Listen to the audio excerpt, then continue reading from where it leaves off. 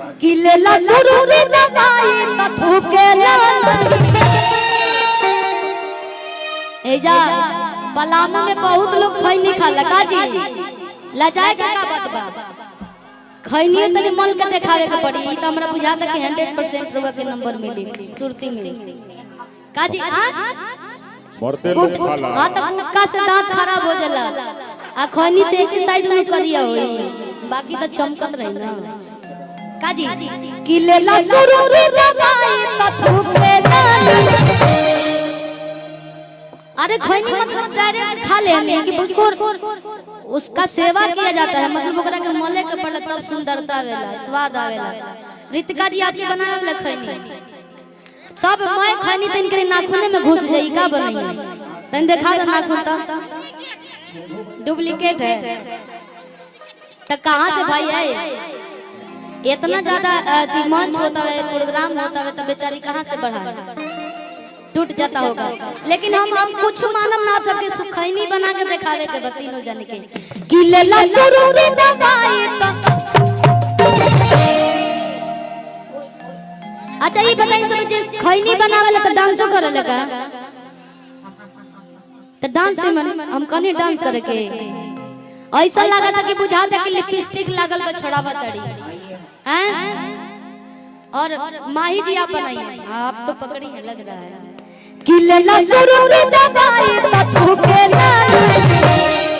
ऐसन बुढ़ऊ बाबा लोग खाला आ जवान लोग के खाला तनी माही जी आप बना के दिखाइए जवान लोग मनीषा जी किलेला सुरूरी दवाई त थूकेला ई त मैं झाड़ के पहले ही गिरा देली बचिया हैं हो लेला सुरूरी दवाई त थूकेला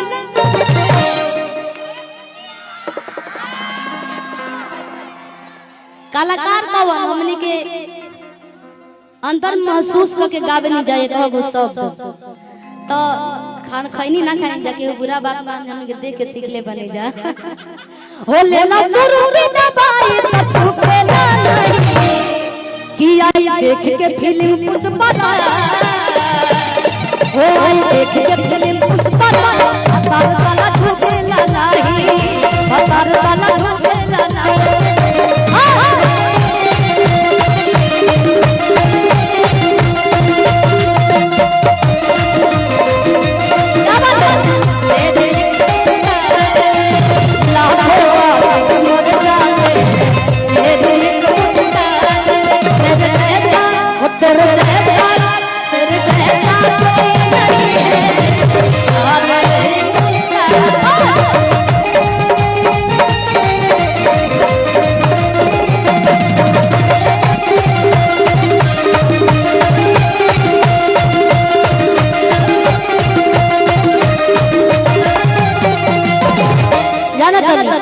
कि दाढ़ी को हवा फेरेला हो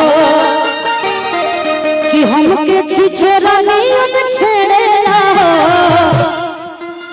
हमनी तो बुझाता कि प्रपोज करत नहीं जा छेड़े मतलब छेड़ल मतलब भाई कि दाढ़ी को हवा फेरेला हो हमके छिछोरा नहीं छेड़ेला हो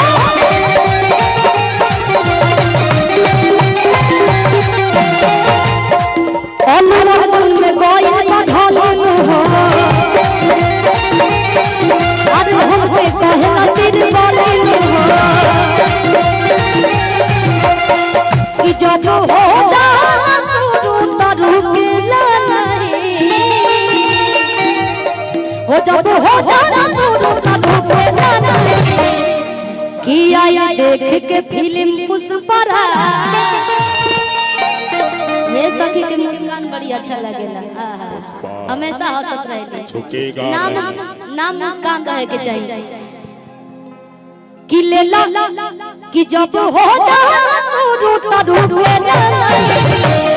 कि आई देख के फिल्म पुष्पा हो आई देख के फिल्म पुष्पा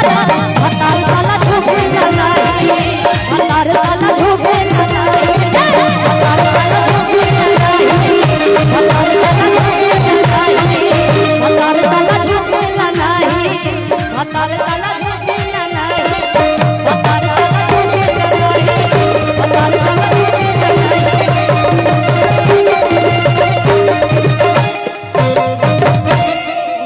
देखी पुष्पा राज भैया भैया हेलो हेलो